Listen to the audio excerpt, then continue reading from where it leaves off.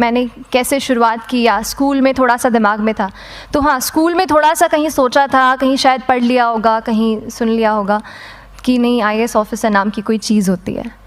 लेकिन तब ये भी नहीं पता था कि यार UPSC नाम की कोई एग्ज़ाम है, सिविल सर्विस एग्ज़ाम है, उससे और भी पोस्ट में आप सिलेक्ट हो सकते हैं, ऐसा कुछ नॉलेज नहीं था।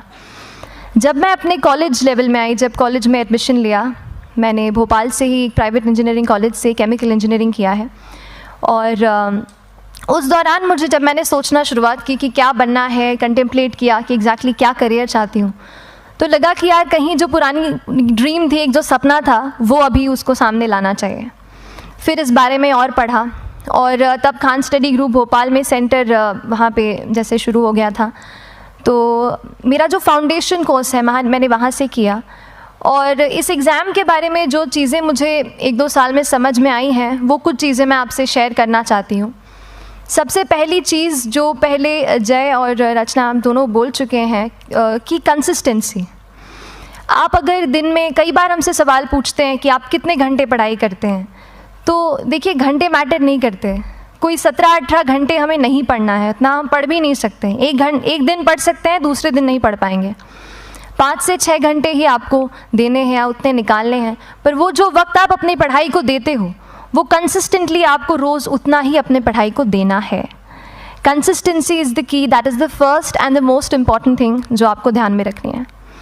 दूसरी चीज़ इस एग्ज़ाम में मुझे लगता है इक्वली इम्पॉर्टेंट है, क्योंकि ये जर्नी लंबी होती है। जैसे एग्ज़ाम ही 1 साल तक चलती है, आप प्रीलिम्स देते हैं, फिर आप मेंस देते हैं, आप इंटरव्यू में जाते हैं पर्सनालिटी टेस्ट के लिए, तो एग्ज़ाम 1 साल तक खुद चलती है। उसके पहले मान लीजिए आप 1-1.5-2 साल पहले से प्रिपेयर कर रहे हो, तो ये जर्नी काफ़ी लंबी रहती है। उस जर्नी में मेंटली अपने आप को मोटिवेट रखना, अपने आप को बूस्ट करते रहना, वो भी इक्वली इम्पॉर्टेंट है, और इसीलिए अपने आप पर भरोसा बेहद ज़रूरी है। You need to have a faith in yourself कि अगर आपने इसमें कदम रखा है, अगर आपने सोचा है कि आप सिविल सर्विस एग्ज़ाम देना चाहते हैं और देंगे, तो आपको ये ठान के उसमें जाना है कि हाँ, मैं ये कर सकता या कर सकती हूँ। ये एक अपना मोटिवेशन, अपने साथ एक फेथ, बिलीफ अपने ऊपर आपको हमेशा रखना है। कमिंग टू प्रेपरेशन की कैसे तैयारी करनी है, बहुत सारी बातें आप सुन चुके हैं कि आंसर राइटिंग में कैसे करना होता है, आंसर राइटिंग का स्ट्रक्चर कैसा होना चाहिए। तो मैं शुरू में सबसे पहले ये कहूँगी कि मेरे प्रिपरेशन का बेस 2 चीज़ें रहीं। पहला था करंट अफेयर्स। करंट अफेयर्स इसलिए मैंने उसी से शुरुआत की क्योंकि करंट अफेयर्स सबसे इंटरेस्टिंग पार्ट होता है। कई बार आपको हिस्ट्री कभी बोरिंग लगेगी, कई बार आपको लगेगा ज्योग्राफी इतना, कभी हर किसी के अपने अपने फेवरेट्स होते हैं। तो मुझे वो 2 सब्जेक्ट्स लगते थे कि यार इतना मन नहीं करता है, लेकिन न्यूज़पेपर्स और करंट अफेयर्स में जो भी नया चल रहा है वो मुझे हमेशा इंटरेस्टिंग लगता था।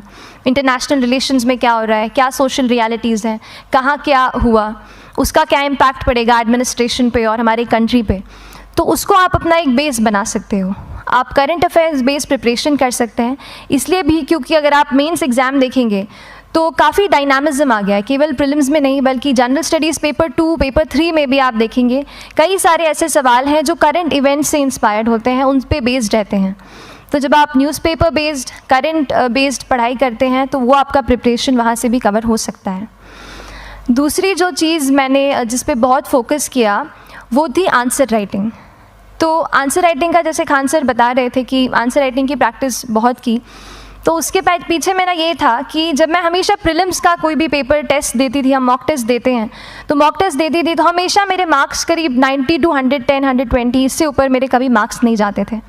तो मुझे हमेशा ये डर था कि यार प्रीलिम्स में कहीं मेरा कुछ, क्योंकि कट ऑफ भी इसी कुछ रेंज में जाता है, तो हमेशा लगता था कि यार कुछ गड़बड़ यहाँ ना हो जाए। लेकिन जब मैंने आंसर राइटिंग की और मेंस एग्ज़ाम के बारे में जाना, तब मुझे लगा कि आंसर राइटिंग एक ऐसी चीज़ है, मेंस एक ऐसा फेज़ है सिविल सर्विस एग्ज़ाम का जहाँ पे आप अच्छे से तैयारी कर सकते हैं। And if you have written the answers, if you know कि you have covered the points well, if you have included उसमें कुछ आपने facts, international reports, government schemes, आपने कुछ ऐसे उसमें सॉल्व भी डाला है, तो जो रिज़ल्ट आएगा वो सेटिस्फैक्ट्री ही आएगा, अच्छा ही आएगा। तो मेंस एक ऐसा पार्ट है जिस पे आप काफ़ी बैंक ऑन कर सकते हो।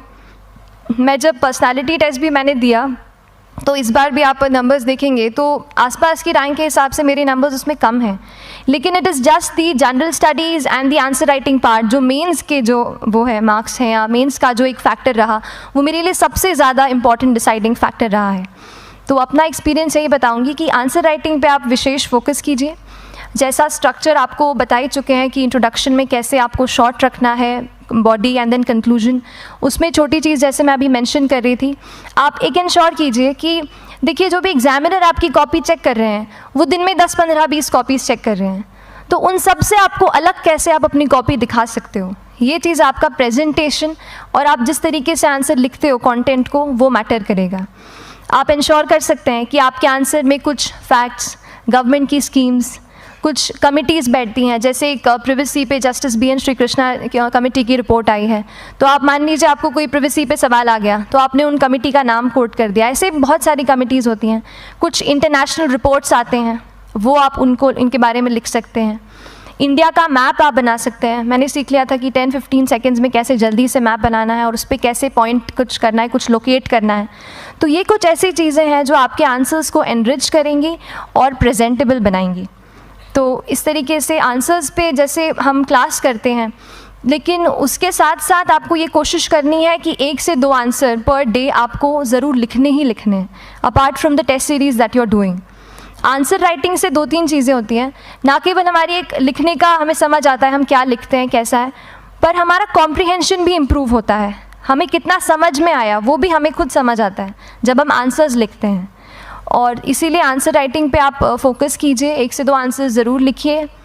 और आंसर राइटिंग के बाद the third pillar of my preparation जो काफ़ी इंपॉर्टेंट जिसने रोल प्ले किया, that was tests and test series and mocks. देखिए हम पढ़ रहे हैं यहाँ पर, I will also come to the point कि हम कैसे दिल्ली, भोपाल और इंदौर में प्रिपेयर करके बिना दिल्ली जाए हम कैसे कर सकते हैं, I will come to that point. पर उसके पहले टेस्ट की थोड़ी बात कर लेती हूँ कि टेस्ट देना क्यों ज़रूरी है। हम ये जो एग्ज़ाम दे रहे हैं सिविल सर्विस की, ये एक ऑल इंडिया लेवल एग्ज़ाम है and this cut throat competition.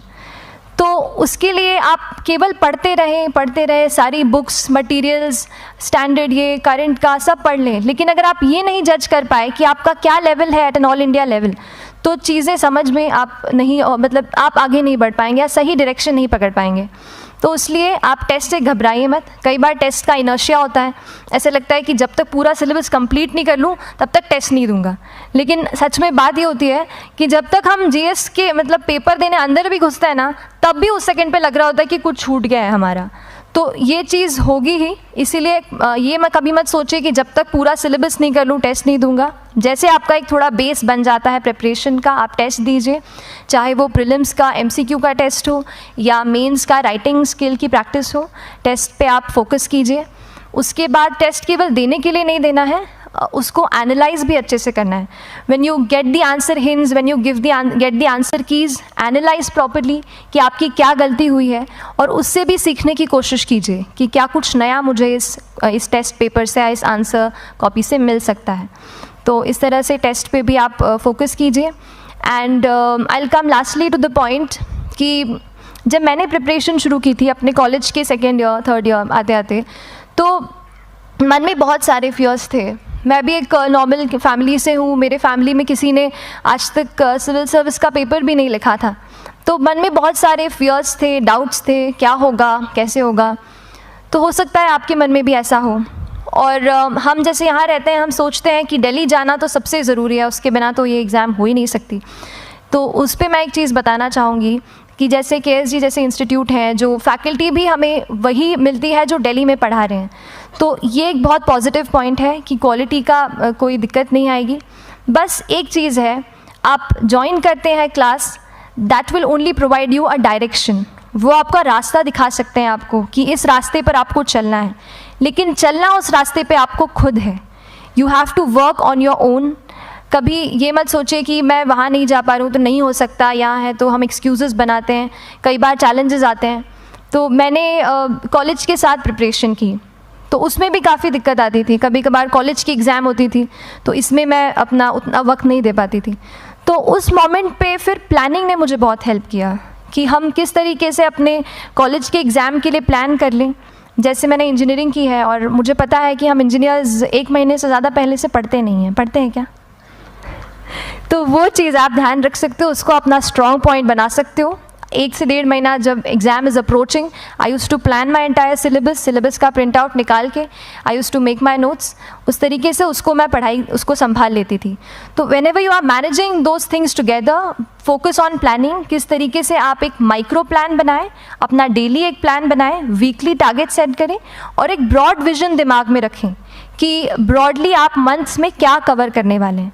अगर आप प्लानिंग अच्छे से करते हैं तो ज़्यादातर पोर्शन आपका वहीं से कवर हो जाता है। और